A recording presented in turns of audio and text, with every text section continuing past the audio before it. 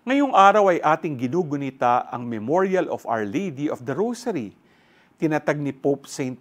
Pius V ang memorial na ito bilang pasasalamat para sa tagumpay ng hukbong dagat laban sa Turkish Ottoman Empire sa labanan ng Lepanto sa araw na ito noong taong 1570. Iniuugnay ni Pope St. Pius V ang tagumpay na ito sa pamamagitan ng patnubay ng mahal na Birheng Maria sa pamamagitan ng pagdarasal ng Santo Rosario sa buong Europa. Pinapaalala sa atin ng memorial na ito ang powerful intercession ng mahal na ina sa ating mga kahilingan sa Diyos. Kung maalala natin, siya ang unang ehemplo ng pagsunod sa kalooban ng Diyos.